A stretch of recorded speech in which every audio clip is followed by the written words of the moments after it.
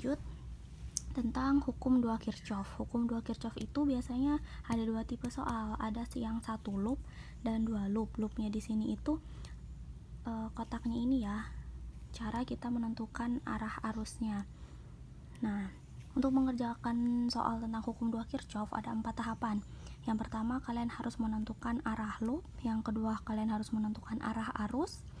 Yang ketiga, kalian harus membentuk persamaan yang hukum 1 Kirchhoff tadi yang ini. Dan kalian harus menentukan persamaan yang hukum 2 Kirchhoff-nya. Arah loop dan arah arus akan mempengaruhi nanti saat ketemu di baterainya. Jika kalian bertemu dengan kutub negatif baterai, maka tandanya harus negatif. Jika kalian bertemu kutub positif baterai, nanti tandanya akan positif. Kutub negatif itu yang panjang ininya lebih pendek ya dibanding kutub positif. Contoh soal yang loop, yang 1 loop. Nah, sini ada 1 rangkaian terdiri dari 1 loop.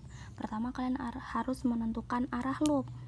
Arah loopnya ini yang di tengah ini, bebas mau searah jarum jam ataupun berlawanan arah jarum jam. Sudah ditentukan arah loopnya. Kedua, kalian harus menentukan arah arus. Arah arus ini terserah gimana kalian, itu nanti berdampaknya ke hasil akhirnya, apakah jadi positif atau negatif. Tapi positif atau negatif itu hanya penandaan, tidak mempengaruhi hasilnya. Nah, di sini ada beberapa komponen elektronika. Ada 3 hambatan, 1, 2, 3 dan 2 baterai. Yang kedua, kita akan menentukan arah arusnya. Arah arusnya kan tadi terserah.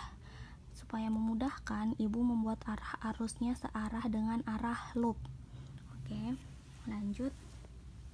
Kita pada rangkaian tersebut menanyakan berapakah arus yang mengalir pada rangkaian tersebut.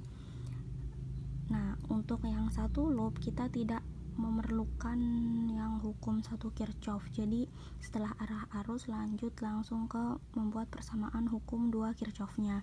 Persamaan hukum 2 Kirchhoff tadi sudah ibu tuliskan seperti ini. Nah, di sini itu kan jumlah beda potensial pada baterai. Di sini jumlah hambatan, jumlah beda potensial pada hambatannya.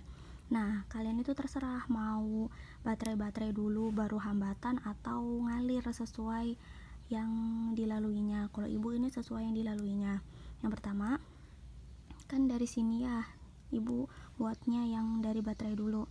Di sini kalian jalan dari sini, harusnya bertemu kutub negatif baterai, sehingga di sini karena bertemu kutub negatif baterai jadinya negatif nilai beda potensial baterai. Lanjut bertemu R2, karena arah arus dan arah loopnya sama, maka tanda di sini jadi positif.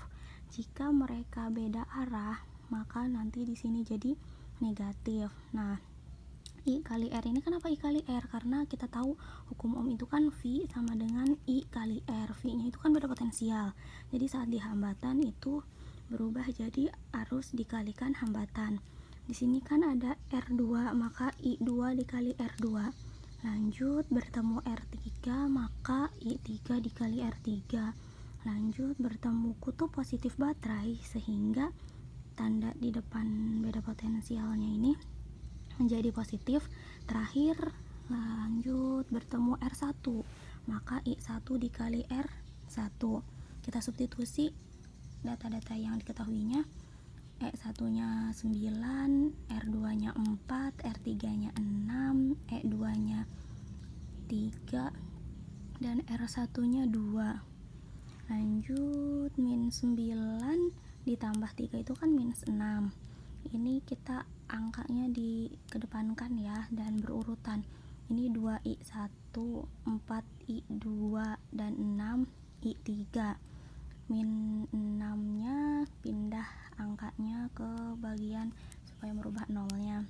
Dan karena di sini arus saja yang ditanyakan, maka I1, I2, I3 kita ganti dengan I saja. 2 ditambah 4 ditambah 6 itu kan 12, hingga 12I sama dengan 6. I nya sama dengan 12 dibagi 6, yaitu jadi arus yang mengalir pada rangkaian tersebut yaitu 2 ampere.